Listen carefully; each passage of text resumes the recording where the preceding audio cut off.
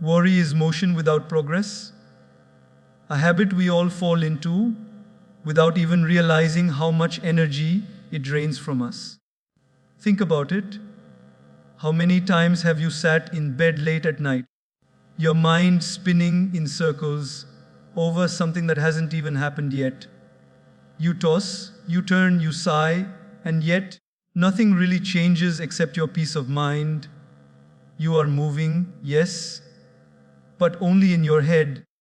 It feels like you're doing something because you're thinking, analyzing, overanalyzing, but in truth, you're running on a treadmill, sweating, panting, exhausted, and still standing in the same place. Let's take a simple example. Imagine your phone battery at 3%, you panic. You keep opening and closing apps, checking settings, turning brightness up and down, but you don't plug it in to charge. You're doing a lot, but you're not doing what's useful. That's what worry does to us. It drains our mental battery with constant activity, but doesn't move us closer to a solution. When we worry, our body is in the present, but our mind is in the past or future. That disconnect causes stress, tension, and fear. We replay things we can't change or predict things we can't control. The truth is, no amount of mental running can move life forward faster. Just like rocking in a chair, it gives us the illusion of movement, but we're still right where we started. I remember once meeting a man who told me, "I've been worrying about my future for years." I asked him, "And what has worry done for you?" He paused and said, "Nothing except make me tired." That's the tragedy of worry. It's like paying interest on a debt you don't even owe. You keep paying in peace, in joy, in time, and yet you never see a return. In our daily lives, worry hides in the smallest of moments. A mother worries about her children constantly, their studies, their future, their safety. She cooks while worrying, cleans while worrying, prays while worrying. Her love is pure, but her peace is gone. A student worries before an exam, thinking, "What if I forget everything?" But worrying doesn't help him remember better. It just clutters the mind. An employee worries about what his boss thinks, replaying a single comment over and over again, building mountains out of words that were just pebbles. The problem is not that we care. The problem is that we confuse caring with worrying. Caring means doing your best with calmness. Worrying means doing your best with chaos. Caring is productive. Worrying is paralyzing. When we care, we act. When we worry, we react. Imagine you're driving through fog. Worrying about what's beyond the fog won't help. But keeping your headlights on, moving slowly, staying focused, that will. Life's fog clears only when we keep driving with trust, not when we stop in panic. You see, worry tries to convince us that we're being responsible.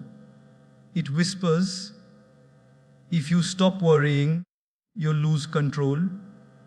But in reality, worry is the loss of control.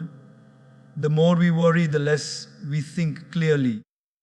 Have you noticed that when you're calm, solutions come easily? But when you're anxious, even small tasks feel impossible. That's because worry clouds the mind like dust on a mirror. You can't see your reflection clearly until you wipe it clean. There's a beautiful lesson nature teaches us. Have you ever seen a river trying to push the rocks away in frustration? Never.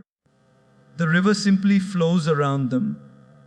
Over time, the rocks become smooth, and the river continues its journey peacefully. Life's obstacles are like those rocks. Worrying about them doesn't move them. flowing around them with patience and faith does. Think about a seed. It doesn't worry about how deep the soil is or how long the rain will take. It simply grows in its time. If it started worrying about the sunlight or the water, it would never sprout.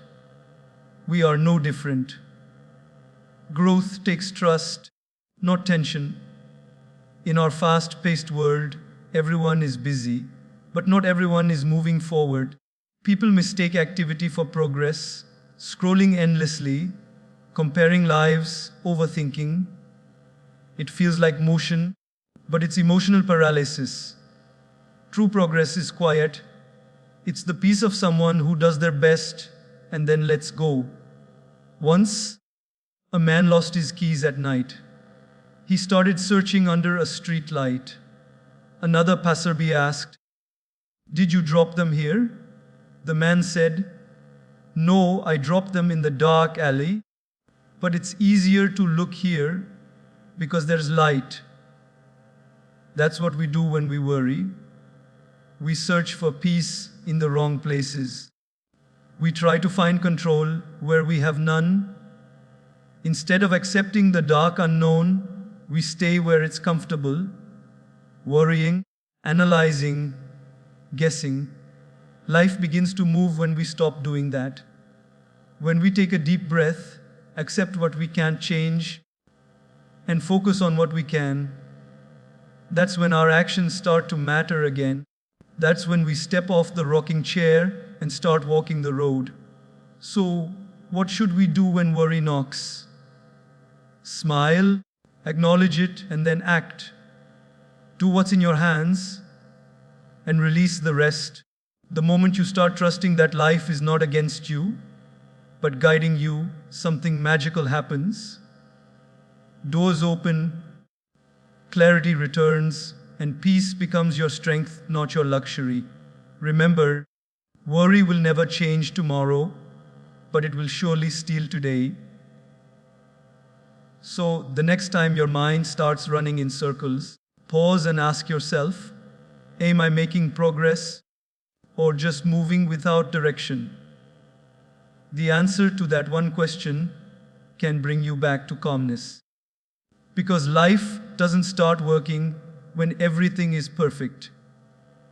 Life starts working when you stop worrying. That's the moment you stop rocking and start walking. One peaceful step at a time.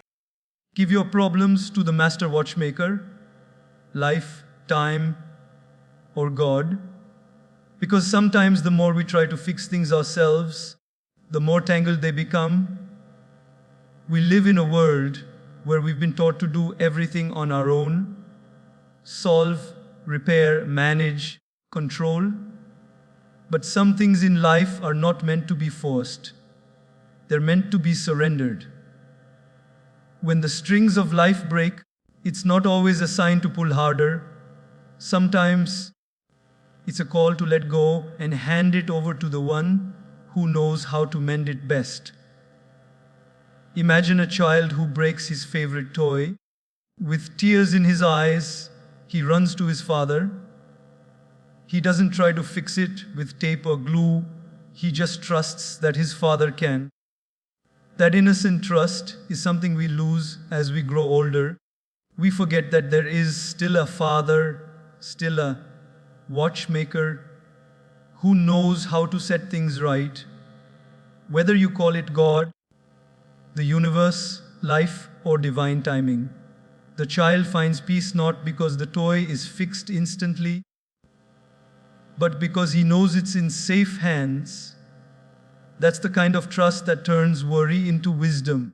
Think about a watch, so delicate, so intricate. If one small gear stops working, the whole thing halts.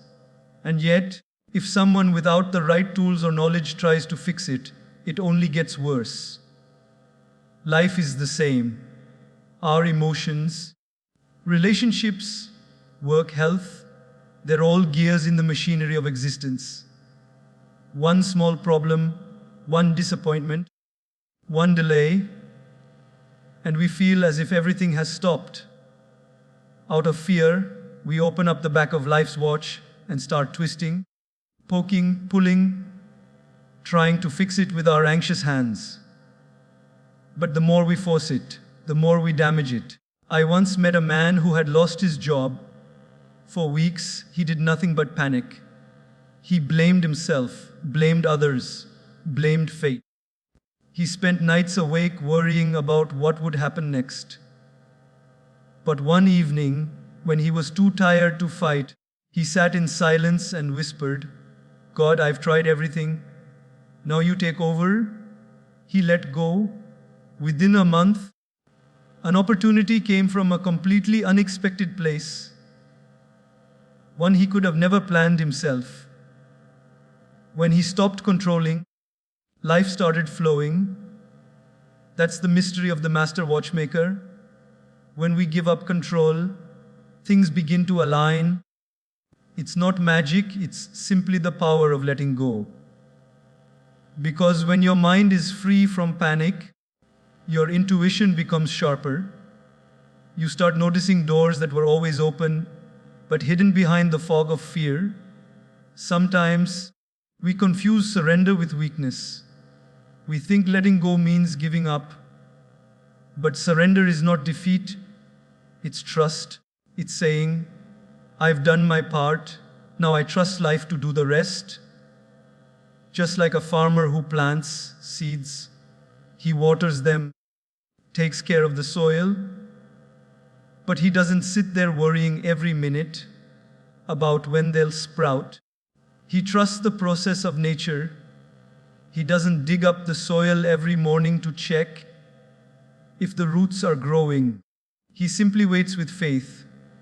That's surrender, peaceful effort, not restless control. We all have times when life seems unfair. You study hard, but the results don't show.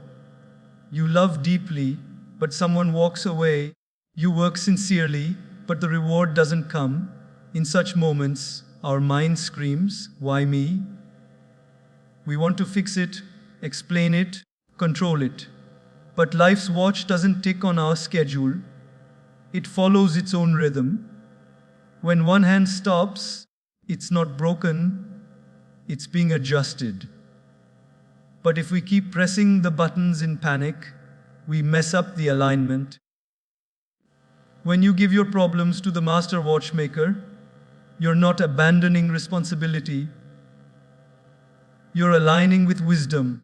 You still do what you can, but without fear.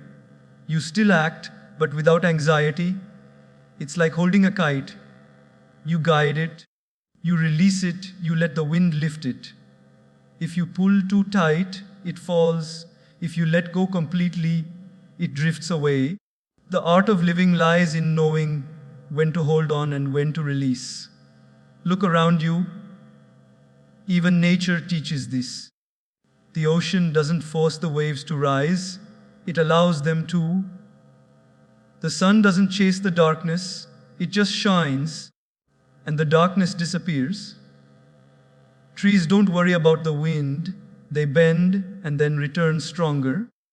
Everything in nature has mastered the art of trust. Only humans try to control every detail, forgetting that life was working perfectly long before we arrived. Sometimes your delay is divine protection. Maybe that rejection was redirection. Maybe that closed door saved you from something unseen. The master watchmaker never makes a mistake. He just works silently. You may not hear the ticking, but time is moving exactly as it should. The clock of your life is not broken. It's being set for the right hour. Think of a time in your life when something didn't go your way. A job you didn't get, a person you lost, a plan that failed. And then, months or years later, you realize that it was a blessing in disguise. In that moment, you understand how life works behind the scenes, how the master watchmaker was silently aligning the gears while you were busy worrying. Peace comes when you learn to trust that unseen hand. It doesn't mean you stop trying. It means you stop forcing. You still study, but calmly. You still work, but joyfully. You still love, but without fear of loss. Because when your faith is strong, your heart becomes light. So, the next time something goes wrong, pause and remind yourself, maybe this is not a breakdown, but a setup. Maybe the gears are just being rearranged. Hand your worries to the watchmaker. Sit back. Breathe, believe. Because the moment you give your problems to life time, or God, that's the moment life starts fixing itself. What was once chaos begins to find rhythm. What was once confusion begins to make sense. And what once felt broken starts ticking again, perfectly, beautifully, and right on time. In life, there are two circles, the circle of control and the circle of concern. Most of our unhappiness begins when we confuse the two. The circle of control contains things that we can directly influence: our thoughts, our actions, our reactions, our attitude, and our effort. The circle of concern, however, holds everything outside our reach: other people's opinions, the weather, the economy, the past, and the future. The tragedy is that most people spend their entire lives standing in the circle of concern, worrying about things that will never bend to their will. The more we live there, the smaller our peace becomes. But when we learn to step back into our circle of control, life begins to feel lighter, calmer, and more purposeful. Think about it. How often do we wake up worrying about something we have no control over? Maybe your boss's mood, your friend's behavior, or the outcome of an exam you've already written. We pour our mental energy into what we can change instead of what we can. It's like trying to stop the rain by yelling at the clouds. You can't stop the rain, but you can carry an umbrella. You can choose your response, your perspective, your next step. That is where power truly lies. Let's take a simple example from everyday life. Imagine you're driving to work and suddenly get stuck in traffic. Your meeting starts in 15 minutes. The cars aren't moving. Horns are blaring. Anger rises in your chest. You grip the steering wheel tighter. You complain, you curse, you fume. But nothing changes. Because the traffic belongs to your circle of concern. You can't control the other drivers or the road conditions. What you can control, however, is how you respond. You can choose to listen to a podcast, take a few deep breaths, or use that moment to reflect. That small shift from reaction to response transforms stress into peace. The situation remains the same, but you change. Most of us think control means changing the outside world. But real control begins within. It's about mastering our emotions when the world doesn't go our way. A calm mind is far more powerful than a controlling hand. The world outside is like the wind, unpredictable, uncontrollable. But the sail of your mind can always be adjusted. That's what sailors do. They don't curse the wind, they work with it. When we adjust our inner sails, we move forward despite the storm. I once spoke to a young student who said, "I can't concentrate because everyone in my house is always noisy." I asked him, "Can you stop them?" He said no. Then I asked, "Can you wake up earlier, or go to the library, or use earphones?" His face lit up. That's when he realized he'd been living in his circle of concern. The moment he shifted into his circle of control, the solution appeared. The problem wasn't the noise, it was his focus. Life always gives us choices, but worry blinds us from seeing them. The same happens in relationships. We often try to control others, their words, their reactions, their love. But you can't make someone love you, respect you, or understand you on your terms. You can only show kindness, communicate truthfully, and give your best. The rest lies in the circle of concern. When you release the need to control others, your love becomes freer, deeper, and more peaceful. Because true love is not possession, it's understanding that each soul is walking its own journey. There's a beautiful story about a man who spent years worrying about how people treated him. One day, his teacher told him, "You cannot control how others act, but you can control how much power you give their actions." That hit him like lightning. From that day onward, he stopped chasing people's approval and started living from his values. He became happier, not because people changed, but because he did. When you live in your circle of concern, your energy leaks out like water from a broken pot. But when you focus on your circle of control, that energy becomes power, concentrated, purposeful, and strong. You begin to see results, not because life suddenly got easier, but because you stopped wasting effort where it never mattered. Let's take another daily example. Imagine you planted a tree in your garden. You water it, take care of it, and make sure it gets sunlight. But you can't force it to grow overnight. You can't control the weather or how quickly the fruit will come. Your job is to give your best, to nurture it patiently. The rest is in nature's hands. The same principle applies to every area of life. Do your best, then let go. Our minds often wander to the what ifs. What if I fail? What if they don't like me? What if things go wrong? But none of those what ifs live in your circle of control. They live in imagination, not reality. The only moment you ever truly have control over is the now. The present moment is your real circle. And when you invest your focus here, the future starts to take care of itself.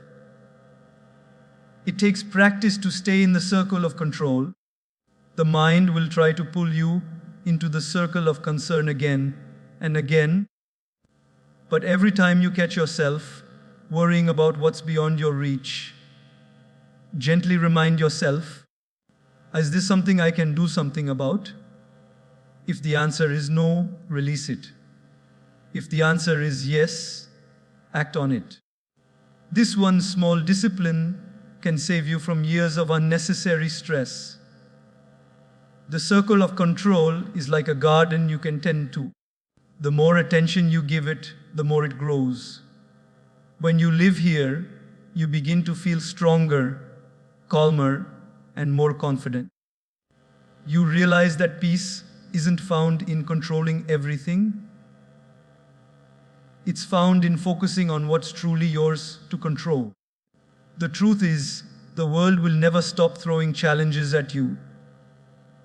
People will still misunderstand you, plans will still fail, and surprises will still come uninvited. But when you know which circle you belong to, none of it can shake your inner peace. You become like the eye of a storm, calm, centered, and clear. So the next time you feel overwhelmed, pause and ask yourself, am I living in my circle of control or my circle of concern? Because that one question can bring you back to balance. It can remind you that peace doesn't come from managing the world. It comes from mastering yourself. And when you start doing that, you'll see something beautiful happen. Life begins to work with you, not against you. Faith is your Wi-Fi. Keep your connection strong. What a simple yet profound truth. In this modern age, We panic the moment our Wi-Fi disconnects. We check our router, restart our phone, wave it in the air, and do everything we can to get the signal back. Because we know, without connection, nothing loads. The videos buffer, the messages fail, and the world feels cut off. But have you ever realized that our inner life works the same way? The moment our connection with faith weakens, our peace stops loading. Our thoughts start buffering endlessly, and our soul feels disconnected from life itself.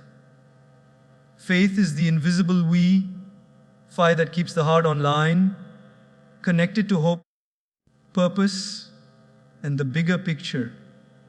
It's the invisible thread that reminds us that even when we can't see the full plan, the network is still active. Sometimes we don't get a signal not because the Wi-Fi is off, but because we've moved too far away from the source. We've drifted into worry, fear, and doubt. Faith, like Wi-Fi, works best when we stay close, when we keep our heart in range of trust. Let's think of a common daily example. Imagine you're downloading something important, and the Wi-Fi disconnects halfway. You get frustrated, maybe even angry. You try reconnecting, but it keeps saying, no signal. That's how life feels when faith fades. You start a journey, a dream, or a goal, but the moment things get difficult, you lose patience. You start doubting the process. Why isn't it happening? Why is it taking so long? You forget that sometimes the download of life takes time, and you can't see the progress bar because it's happening in the background. Faith means trusting that even when the screen shows no signal, the connection is being restored. When faith is strong, you see beyond the visible. You stop panicking at every delay. You start trusting that what's meant for you will never miss you, and what's not meant for you will never fit you, no matter how much you try. Faith doesn't mean everything will always go your way. It means you'll be okay even when it doesn't. It's the quiet courage that whispers, "This too shall pass." When your mind screams, "It's all over," think of a seed buried deep underground. It's dark, silent, and lonely. If it could think like us, it might say, "It's over. I've been forgotten." But in truth, something beautiful is happening beneath the soil. The seed is breaking, transforming, growing roots, preparing for sunlight. Faith is believing in that unseen growth. You may not see results today, but something is happening underneath your pain, beneath your patience. Just because you can't see progress doesn't mean it's not there. There's a story about a bamboo tree that perfectly captures this. When a farmer plants bamboo, he waters it daily for a year. Nothing happens. He waters it for 2 years. Still nothing. 3 years, 4 years. No sign of life. Then suddenly, in the 5th year, the bamboo shoots up almost 90 feet in just a few weeks. Did it grow in weeks? No. It was growing all along, beneath the surface, preparing a foundation to rise high. That's how faith works. It keeps watering the unseen, trusting that when the time is right, life will bloom. In our lives, we often give up just before the breakthrough. We lose signal right when the download was at 99%. We stop believing right when life was about to change. Faith is not about getting everything instantly. It's about staying connected long enough to receive what's meant for you. There are moments when life feels completely offline, when prayers go unanswered, dreams fall apart, and hope feels distant. Those are the moments when your network is being tested. Just because your device says no internet doesn't mean the Wi-Fi doesn't exist. The signal might be weak, but it's still there. Maybe you just need to move closer to gratitude, to patience, to peace. That's where the connection strengthens again. Faith also works like a GPS. You may take the wrong turn, but the system doesn't yell at you. It simply recalculates. It gently redirects you to another road. Life does the same. Even if you make mistakes, even if you delay your journey, faith helps you find your way back. You don't have to see the entire map, you just need to trust the next turn. Because sometimes, not knowing every detail is what keeps the adventure alive. I once met a man who lost his job unexpectedly. He was broken, filled with fear about the future. But instead of giving in to despair, he kept faith. Every morning, he said, "Something better is waiting for me." Months passed with no result, but he didn't lose hope. And one day, out of nowhere, he received a call for an opportunity that turned out to be far greater than the one he had lost. He told me later, "If I had given up in those dark months, I would have never known what faith can do." Faith is not something you have only when things are easy. It's what keeps you steady when everything is falling apart. It's the calm in the middle of chaos, the voice that says, "Hold on, there's more to this story." When you keep faith, you stop asking, "Why me?" and start asking, "What's next?" That single shift turns worry into wisdom, just like faith doesn't need to be seen to be real. You don't see the signal, yet you know it's there. You don't doubt it every second. You simply trust it. You know that when the device is within range, connection happens. Life works the same way. The closer you stay to gratitude, kindness, and patience, the stronger your signal becomes.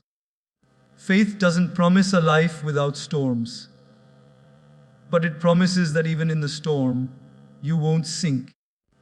It reminds you that every challenge is preparing you for something greater. Sometimes life delays the answer not to punish you, but to prepare you, because what you asked for might be smaller than what you deserve. So, keep your connection strong. Pray, meditate, breathe, and believe. When fear says, "What if it doesn't work?" let faith answer, "What if it does?" When doubt whispers, "You're lost," let faith remind you, "You're guided." And when you feel disconnected from everything, reconnect to the source within, the part of you that knows you've survived every storm so far. Because faith is not just believing in God, it's believing that life, in all its mystery, still has your back. The moment you strengthen that connection, your mind finds peace, your heart finds direction, and your soul finds signal again.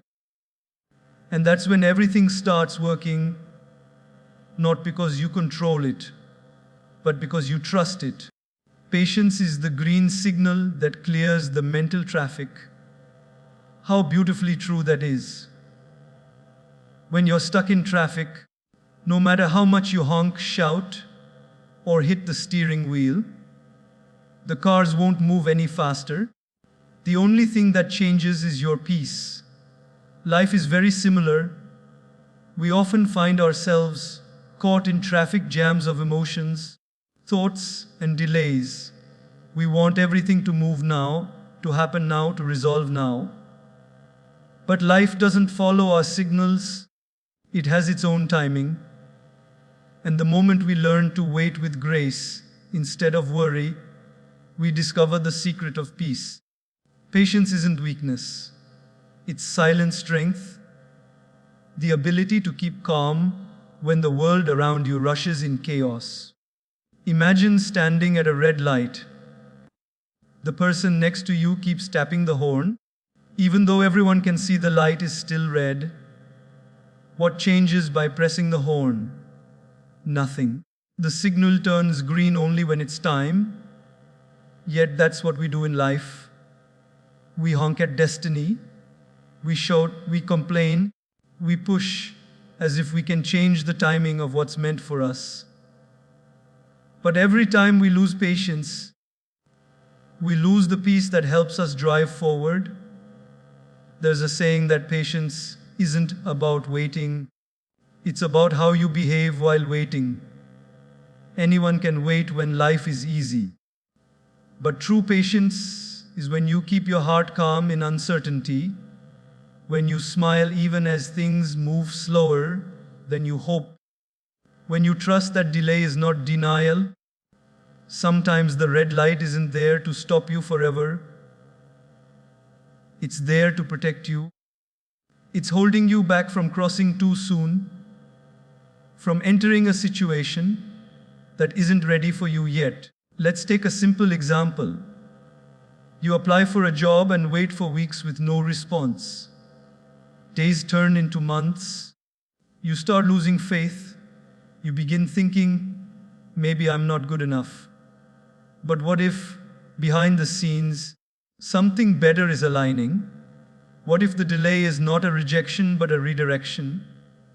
Many times, when you finally get what's truly yours, you look back and realize if things had worked out when you wanted, they would have gone wrong. Life's timing is always perfect.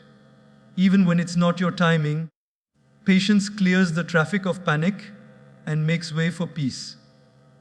It allows you to breathe, to think clearly, and to trust the process. When your mind is filled with noise, fear, frustration, comparison, you can't hear life's quiet instructions. Patience is like a green signal that clears that inner noise, allowing your intuition to guide you toward the next turn. Look at nature. It never rushes, yet everything happens perfectly. The sun doesn't rise before its time. The fruit doesn't ripen overnight. The ocean waves don't crash all at once. There's rhythm, timing, and balance. But we humans, with all our intelligence, want everything instantly. We plant a seed today and expect a tree tomorrow. We send a message and get anxious if the reply takes 5 minutes.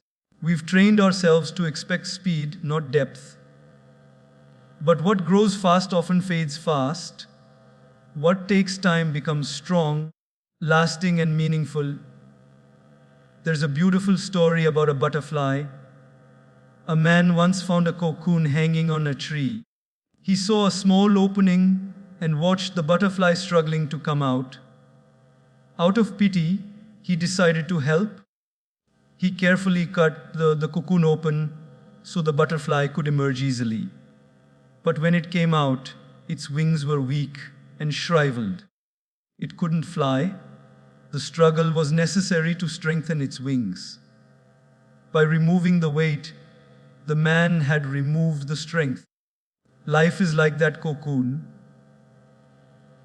The struggles you face are not meant to break you, they're meant to shape you.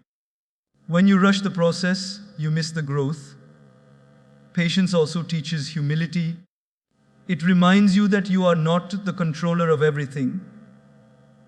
You can sow the seed, but you can't command the rain.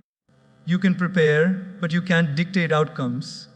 Sometimes, waiting is the most spiritual act you can perform. It's the act of surrender. It's saying, I've done my part.